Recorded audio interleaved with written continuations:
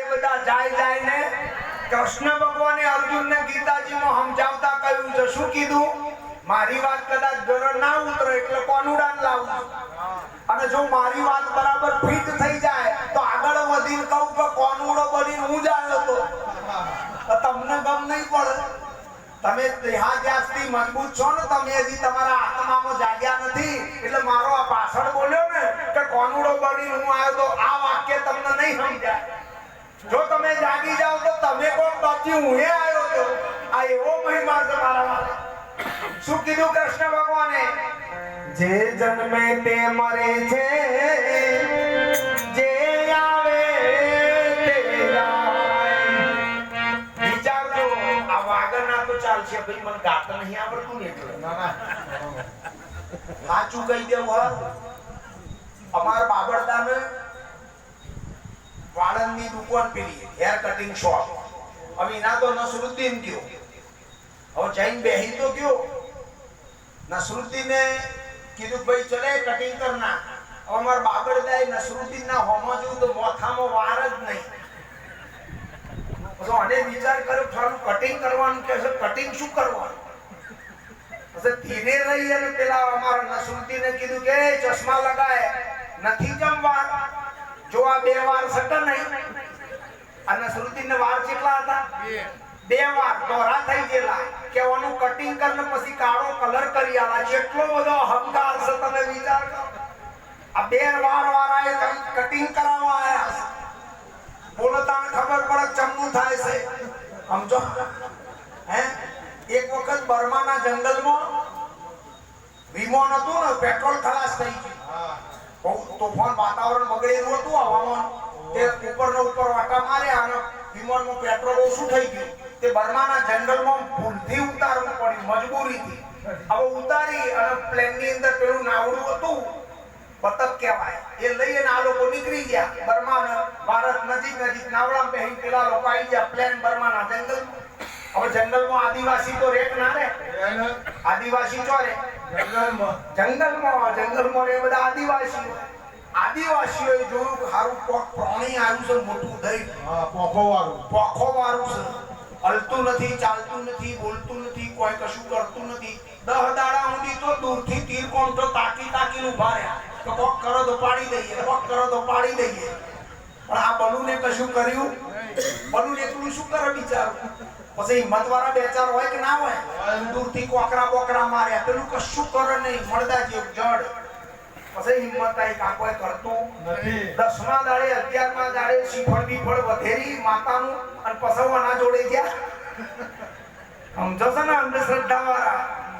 શ્રીફળ વધેર્યું આ વિમાન નડ નહીં ને એટલે આવા ડફોરો બહુ પડ્યા છે દુનિયામાં.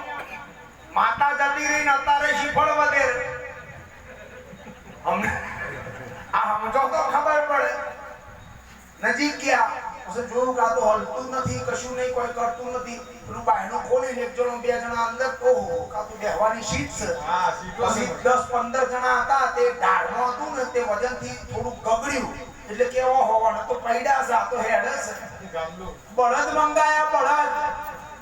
અને બળદ પ્લેનને વળગાડ્યા અને બળદના દોરડા પ્લેનને લગાડી બળદથી આ પ્લેનને ખેંચ્યું અને બલૂન બોર જેવડા બલૂનનો વાહુડાઈ ગયા. તમારી દશા તો જો કરી છે મને આકાશમાં ઉડનારું અને બળદ જોડી મારા હારા જંગલમાં ખેંચે. બોર જેવડા વાહુડાઈ ગયા બલૂનને બિચારા. થોડા દાડા થયા પછી વિમાન કોઈ મૂકીને તો ના જાય એટલે સેનાવાળા આયા કે લાવો પેલું પ્લેન લઈ જઈએ. બરાબર તે તો આયા, પેટ્રોલ પૂર્યું. પેલા કે આ તો ના લઈએ કે અમારું છે કે સોની મોની બાજુ ખાય. બરાબર પછી જે કેપ્ટન હતો ને એને કે આવવાની શક્તિ બતાવું, તમે આ બળદ જે જોડ્યા છો અને બિચારાનો મનખો બગાડ્યો બલૂનનો. આ બલૂનને બળદથી ખેંચાય? તમને આવું થયું છે? તમે સતલોકના વાસી તમને બળદિયા બનાવી દીધા છે આ લોકોએ. મારું નામ ના દેવાય અને જંગલમાં ખેંચાશે, પાછા જ ના આવો. સમજો તો ખબર પડે. પછી કેપ્ટનને બેહાડ્યો, પેટ્રોલ પૂરીને તારે બલૂન ઉડાડ્યું, તારે ખબર પડી કે ઓહો આ બલૂનમાં આટલી બધી શક્તિ છે, અપાર શક્તિ, એવી અપાર શક્તિનો ખજાનો મારા વાલા તમારા ઘટ ભીતર પરમાત્મા સ્વયં મોજૂદ છે. ક્યાં સુધી આ બળદિયાને વરગાડેલા રહેશો? જન્મીન જતો રહેવાનો આવ્યો એ અને આને પાછા તમે ગુરુ. આહા માર તો કે ગુરુ જબરા. મેં અમર રહેવાના છે શરીરથી. જાગો જાગો, દયા કરો પોતાના ઉપર, નકર તમારું ઠેકાણું નહીં પડે. સત્ય ને અસત્ય બે જ શબ્દો સમજવાના છે, અસલી અને નકલી બે જોડે જોડે છે.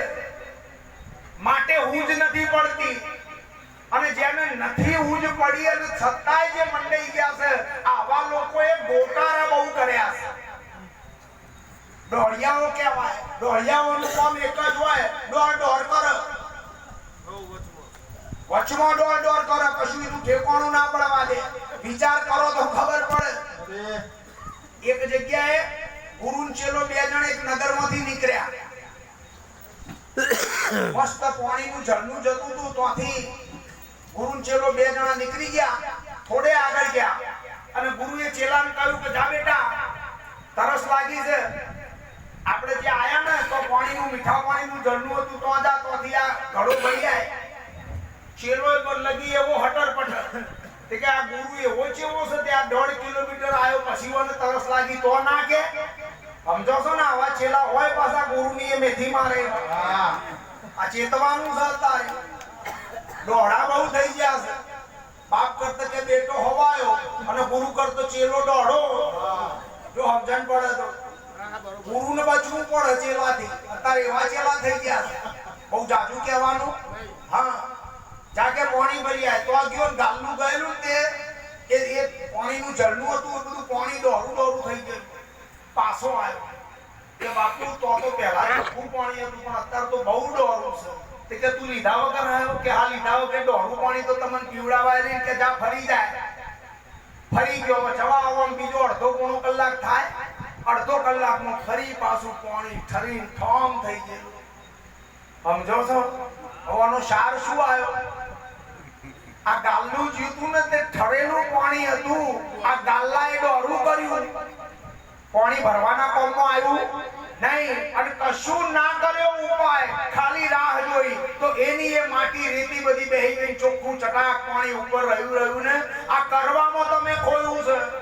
કઈ કે સમાધિ કરી, કઈ કે ધ્યાન કર્યા, કઈ કે જાગરણ કર્યા, કઈ કે ઉજાગરા કર્યા, કઈ કે માળા ફેરવી, કઈ કે લુગડા બદલ્યા, કઈ કે ઘર છોડી દીધા, કઈ કે બધું ઉઘાડું કરી નાખ્યું. બધું દોર્યું. આ બધું કરવામાં કશું કરવાનું નતું. શારીરિક, વાચિક અને માનસિક 3 રીતે ક્રિયા થાય. શરીરથી થાય એ ક્રિયા શારીરિક ક્રિયા, મનના વિચારોથી જે થાય ક્રિયા એ માનસિક ક્રિયા, અને બોલવાથી જે ક્રિયા થાય આ વાચિક ક્રિયા. વાચિક, કાયિક અને શારીરિક આ ત્રણેય જે છે ક્રિયાઓ, આ ત્રણેય ક્રિયાનું પરિણામ પ્રકૃતિ આવે, પરમાત્મા નહીં. લખો, શારીરિક, વાચિક કે માનસિક ત્રણેય ક્રિયા કરવાથી જે કંઈ પણ પરિણામ આવે આ પ્રકૃતિ હોય, પરમાત્મા નહીં. તો કે પરમાત્મા કઈ રીતે મળે? મેં કહું ડફોડ. જો કોઈ એમ કહે કે પરમાત્મા કઈ રીતે મળે, તો અમે એમ કહીએ કે તું ડફોડ છું. પ્રાપ્તની બીજી વાર પ્રાપ્તિ ના થાય. પ્રાપ્તની બીજી વાર પ્રાપ્તિ. પરમાત્મા કેવો છે? ઢબુડા જેવડો છે. એક જગ્યાએ હોય, બીજી જગ્યાએ ના હોય. આ જાગેલા સંતોમાં હોય ને તમારા ખોવાઈ ગયો હોય. હોય કેવો પરમાત્મા? હે, પરમાત્મા અખંડ છે. કેવો? અખંડ. હવે આકાશ છે ને એને અખંડ કહેવાય. આકાશના કોઈ દાડો ટુકડા ટુકડા થાય કે થાય? બોલો, બોલતા નથી. આકાશના ટુકડા થાય ના થાય? જુઓ સમજાવ. અહીં મોટો એક અરીસો હોય દર્પણ, એના ઉપર એક ઢેકારો મારીએ તો દર્પણના ટુકડા થઈ જાય ને, કાચના થઈ જાય. બોલો, નાના નાના કાચના ટુકડા થાય ને. હવે એક પહેલવાનને તલવાર આલો, ખવડાઈ બવડાઈ 2 ટાઈમ ટનાટન મજબૂત કરીને એને તલવારને આલો પહેલવાનને, અને એ પહેલવાનને એમ કે 1 કલાક સુધી આકાશ ન કાપ, ટુકડા થઈ જાય ને. આકાશના ટુકડા થાય ને કરો ને તમારો બાપો.